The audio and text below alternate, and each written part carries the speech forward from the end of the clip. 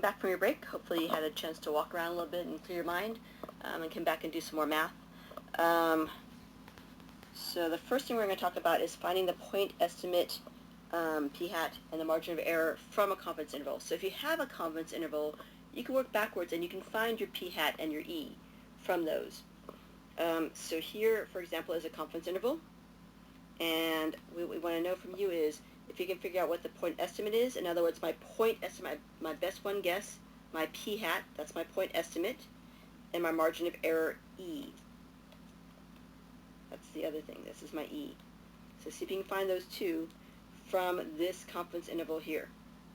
Just take 2 minutes, time yourself on your own, and see if you can figure it out on your own. If you're working with a neighbor who's nearby or watching with somebody else, don't ask them for help or converse with them. Try to sort it out on your own for 2 minutes and then check with them for another minute or two and then come back to this. So pause this and try that.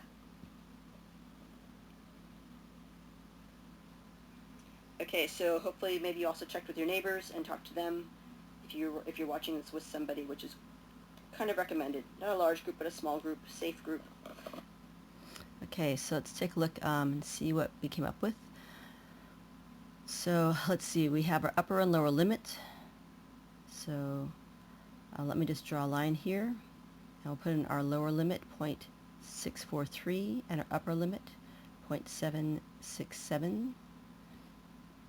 And then in the middle of these two, exactly in the middle, because is p hat, because from p hat to the upper limit, I add e or subtract e to get my upper and lower limit. So p hat plus the lower limit is plus e, sorry, is my upper limit, and p hat minus e is my lower limit, which means that p hat has to be exactly between the two of them, exactly between. So if I average my upper and lower limit, in other words, I add them and divide by 2, then I should get my p hat, because p hat is smack dab between the two of them. So here we'll go ahead and add 0.643 plus 0.767 and divide by 2. In other words, add them up and divide by how many there are, average them. I will get 0.705. That's my p hat. So let me give you the formula here. P hat is equal to my lower limit plus my upper limit divided by 2.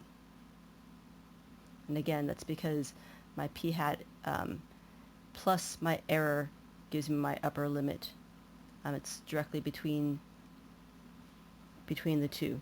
So in other words, because my error separates my p hat and my upper limit, if I want to find my error, I can just take my upper limit and subtract p hat, because that is how much separates them. And I could also have done the same thing with the lower limit. I could have taken p hat and subtracted the lower limit, 0.643. I had to get the exact same thing, because error, the error is on either side. So from here to here is the error, and also from here from the other side. So those are 2e basically. From here to here is 2e. So 2e. Actually, just let's look at e. So e, I know that's 2e from here to here. So if I take that distance, 0.767, and subtract the lower limit, 0.643, that's equal to 2e. So if I divide by 2, I'll get the error. So again, that distance from the upper limit to the lower limit, 0.767 minus 0.643, divided by 2, because it's 2e, that's 0.062, that's my error. So that's another way of finding the error, is kind of think of it as the distance, twice the distance from the lower limit to the upper limit. So just find that distance, subtract those two, and divide by 2 to get just 1e, because this is, again, 2e is the distance from the lower to the upper limit. So there's my error, 0.062.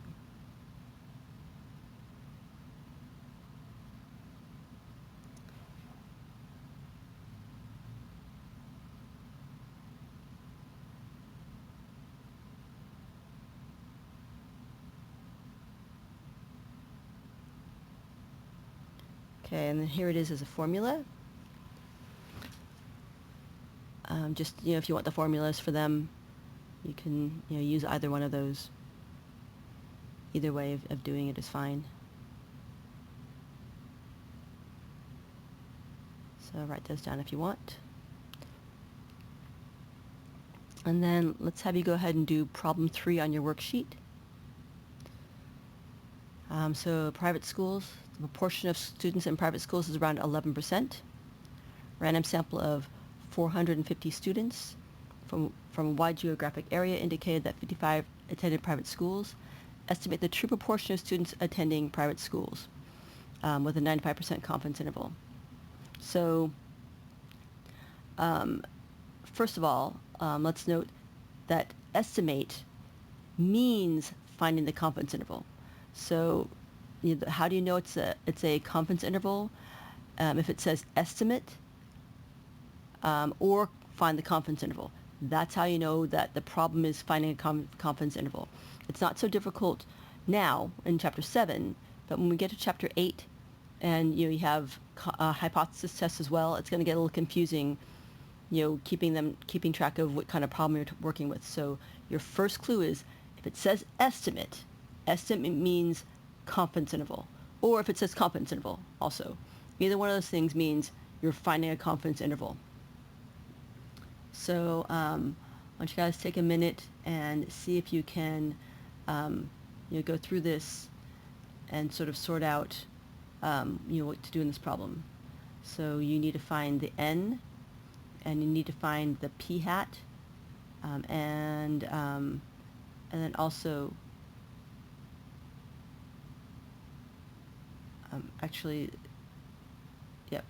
and then also once you find the p hat, you can find the q hat, and then find the confidence level, which will help you figure out what the critical value is. So find those things right now.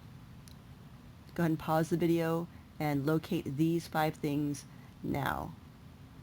So just find them from the problem. And don't go further than that because it's a little bit trickier than you might think.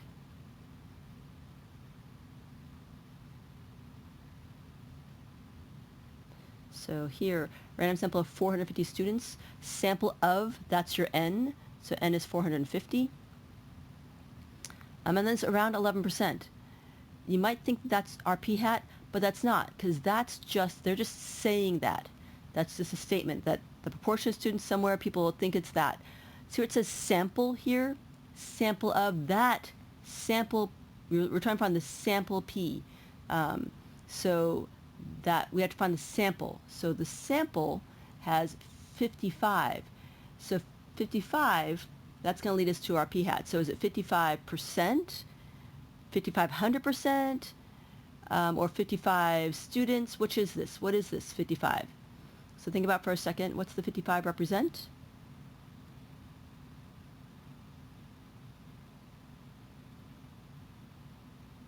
So is it students? Is it percent? Is it, what is this? Okay, so 55 goes with the sample. It's 55, if you read it, it's 55 students. 55 students attended private schools. So it's 55 out of 450. So that's our p hat. 55 over 450. So if we kind of try to calculate that, 55 divided by 450, then we will get 0.122 if you round to 3 digits. So then our q hat would be 0.878. Okay, and then our confidence level is 95% confidence, so 95%, which means that our critical value, if you look it up on your table, critical value for 95%, we know that one, it's 1.96. And let's see, the next thing we should looking at doing is finding our E. So everybody take a minute, go ahead and pause the video and try to find our margin of error E. Okay, so welcome back. Remember our critical value times our standard deviation, square root of p hat q hat over n. So that's going to be 1.96 times square root of, and make sure you do the square root of the entire thing. It's square root of p hat q hat over n. Include the n in that. So that's going to be, what's our p hat?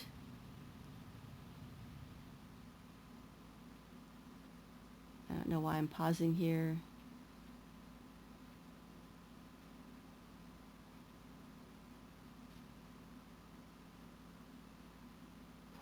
.22 times 0.878 divided by our n, which is 450.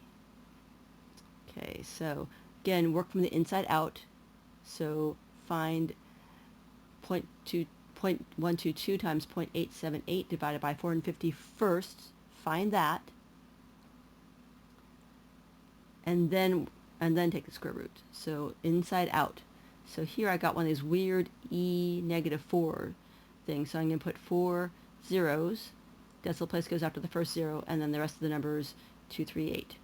So whenever that e-4, remember that's 4 zeros in front, and then the rest of the numbers with the decimal place going after the first zero. And if we take the square root of that, we will get 0.0543, if I round. Okay, so then I'm just going to multiply that by 1.96, and we'll get 0.0302.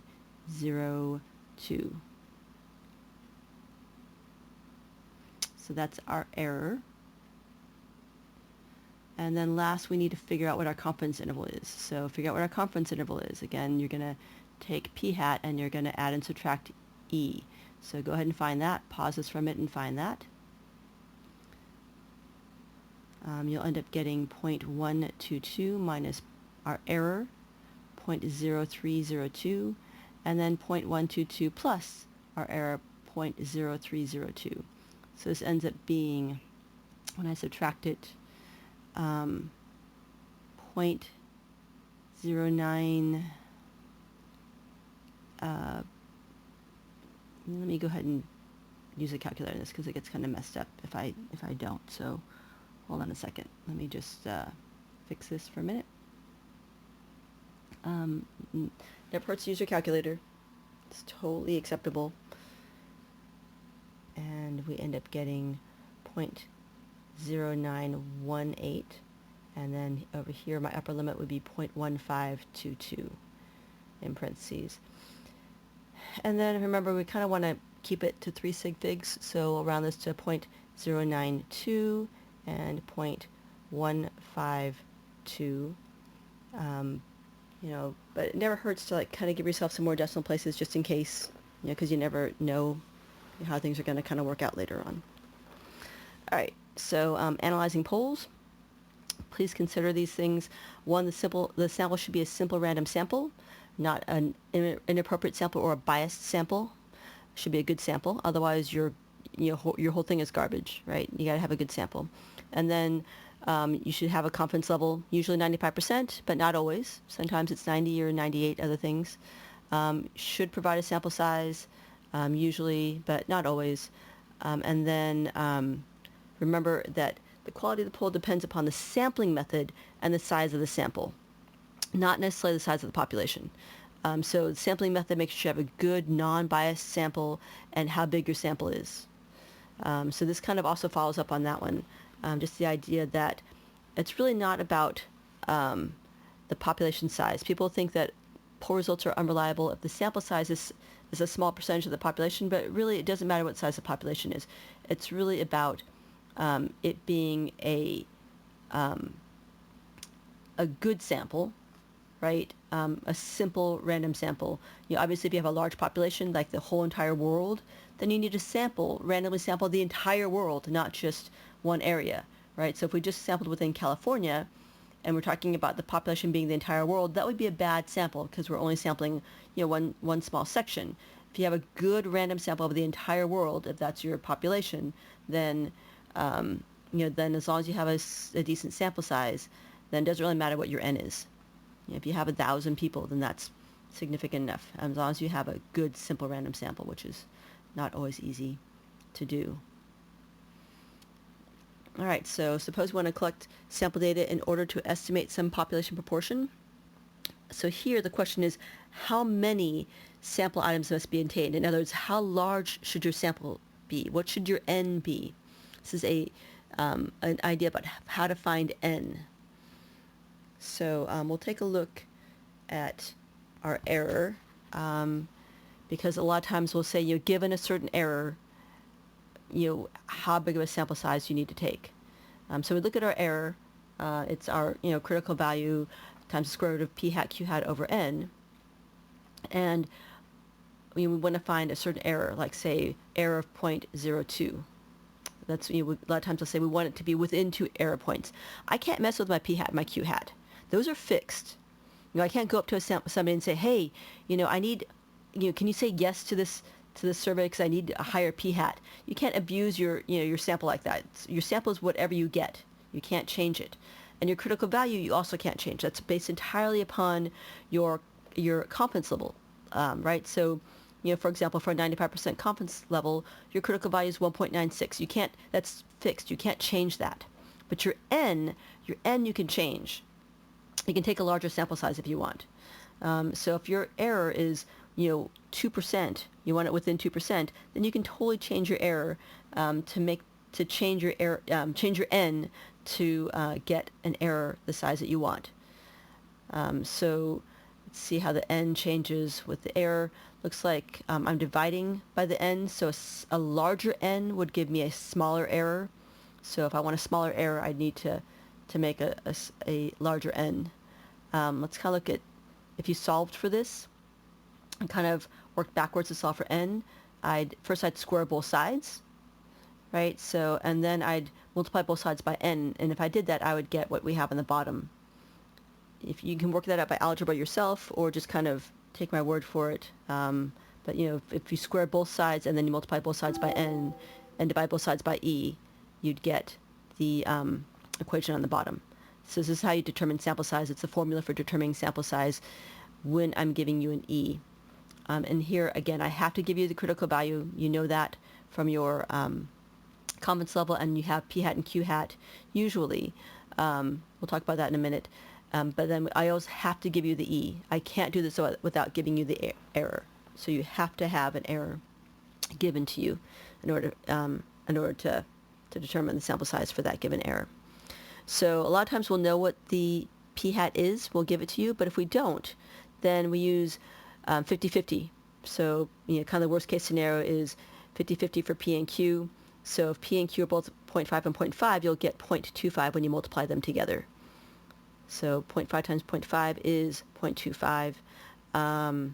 And you can just write 0.25 if you like, or you can write 0.5 times 0.5 if you want. It's the same thing, since if you don't know what p and q are, you just use 0.5 for both p and q. And then again, you'd multiply by your critical value squared and divide by your error squared. Rounding off rule. So if your sample size n that you compute through this is not a whole number, then you have to round up. So if we take a look at this number, 237.164, why would I have to round it? Think about that for a second and pause this and then come back. Why do I have to round up? Well, I can't have 0.164 of a person. This is my sample size, remember? So, I don't even know what that would look like. 237 people plus a little bit of a person. You can't have part of a person. So I have to round to a whole person. But why up? So let's see. Let's think about that. Take a minute and think about why that would be. Why would it have to be up?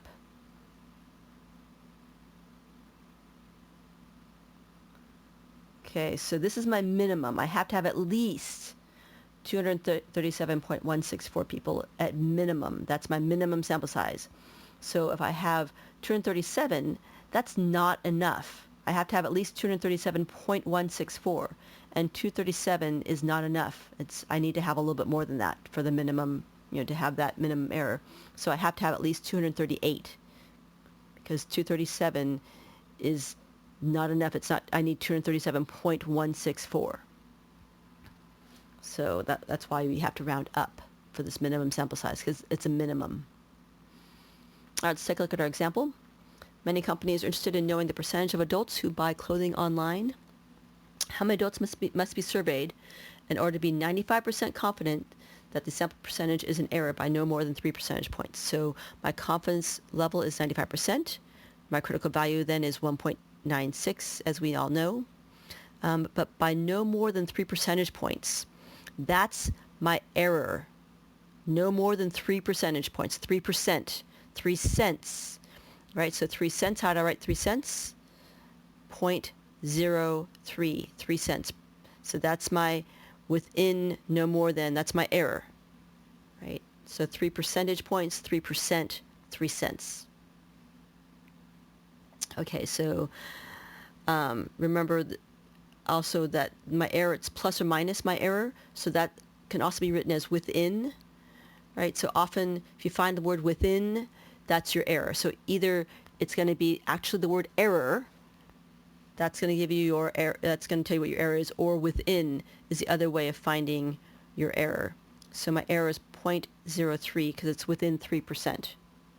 I always, reminding you, I always have to give you my error, always, in these problems. So let's see, my p hat here is going to be 0.66, and then my q hat then would be 0.34, because those have to add up to 1 or 100%. So let's go ahead and take a look and see what that ends up being using my formula. N equals my critical, my critical value. Sorry, this is wrong. Change that. So it's my critical value squared times my p hat q hat over my error squared. And again, I have to give you all of those pieces. I have to give you my critical value and my p hat and my error. You have to have all of those three things in the problem. So look for them, they'll be there. So it's 1.96 squared, I'll put that squared there in a minute, times my p hat 0.66 times my q hat 0.34 over my error squared. My error is 0.03, so 0.03 squared. If we work that out, just kind of type that in, 1.96 squared times 0.66 times 0.34. I'll get, well, the first part squared is 3.84 times my q hat, my p hat, and then 0.03 squared is, has that e negative 4 again. So again, that's 4 zeros, and then the 9, and then put your decimal place after the first 0. And then put all that into the calculator to find it. And you actually don't have to write that intermediate step if you don't want to. You can just write the, what's on top, and then just, calculate, just write this top part up here, and the bottom part. You don't have to have this middle part here if you don't want to. I'm just writing it out so you guys have it all. But if we go ahead and calculate it out, we'll get 957.44. So again, I need to have at least 958 people, because it's my minimum. I have to have at least 957.44. Okay, let's take a look at the second one. So assume we have no prior information. So we don't have a p hat and q hat to work off of. So again, we're going to have to use 0.5 for p hat and q hat. Everything else kind of stays the same. So 1.96 squared. And then p hat and q hat, we're going to use 0.5 and 0.5 for each one of those, since we don't know them. So that'll be times 0.5 times 0.5. And then divided by my e squared, which again is 0.03 squared. And if we work all of that out in the calculator, 1.96 squared times 0.5 times 0.5 divided by 0.03 to the second power, and we'll get 1067.11. That's my minimum. So again, I have to round up because 1067 is not enough. I end up having to have 1068 people, because I have to have at least 1067.11. That 0.11 of a person means I have to round up to get another whole person.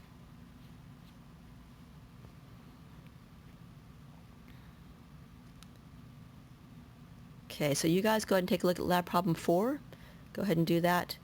Here, just in case you wanted to see it, these are the solutions from the last one, kind of cleaner and prettier. So pause that if you want to take a look at those. They'll be there if you want them. All right, but you guys go ahead and do lab problem number 4. So take a look at this one, and again, take a look, and you're going to need to find your. I have to give you your E, so figure out what your E is. Remember, your E always has to be given in this. If I'm asking you to find N, I have to give you the E. So figure out what that is, and then also find your confidence level, which will give you your critical value, and then see if I don't always give you the p-hat. It looks like in this case we do give you the p-hat, so go ahead and find your p-hat, and from that you can get your q-hat. So go ahead and find those. Pause it if you need to. Okay, so our critical, our confidence level is 95%, so our critical value is 1.96, and then previous study shows that 40% of those interviewed, 40%, that's our p-hat.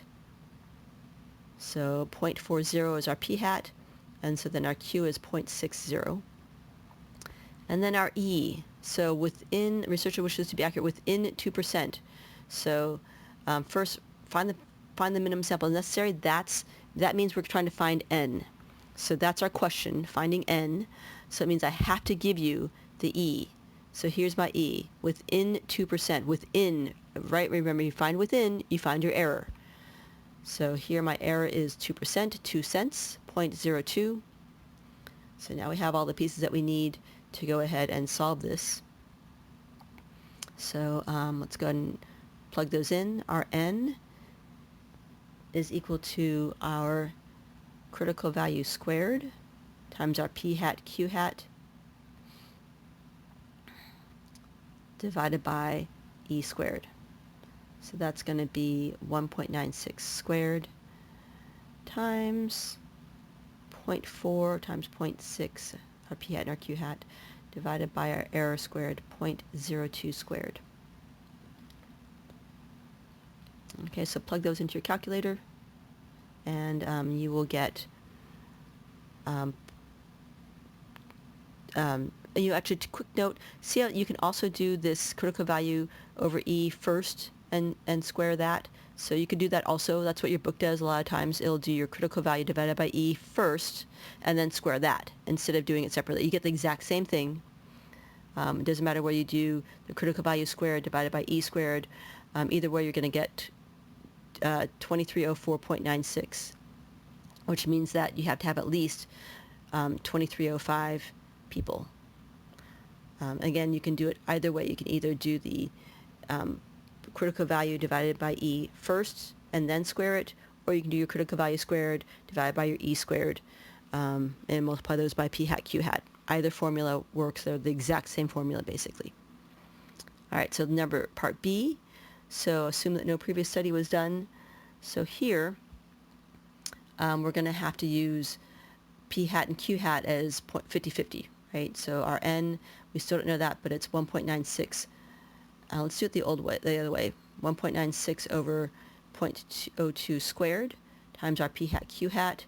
And since we don't know what that is, it's going to be 50-50, 0.5 and 0.5 for p-hat and q-hat. So if we plug those into the calculator, 1.96 divided by 0.02, and actually you'll find that kind of as a nice cleaner number when you square it. You don't get anything messy or strange. It's a nice, works out better. And then you square that, you'll get 9604 times 0.5 times 0.5. So maybe in a lot of ways it's just easier numbers to work with, so it might be a better way of doing it. And you'll end up getting 2401, which is a whole number, so you're done. So that needs a sample size of 2401. And again, I think a lot of times it's easier to just do the critical value over the E first and then square it. So critical value over E and then square that, multiplied by p hat q hat. Though either way is totally fine, whichever way is that you prefer. Doesn't matter to me, as long as you show your work. So here it is prettier. If you want to see it, you can pause and take a look at that. And that's it for the day. I think that's it. So have a good day, stay safe, and take care of yourselves. All right. We'll see you soon.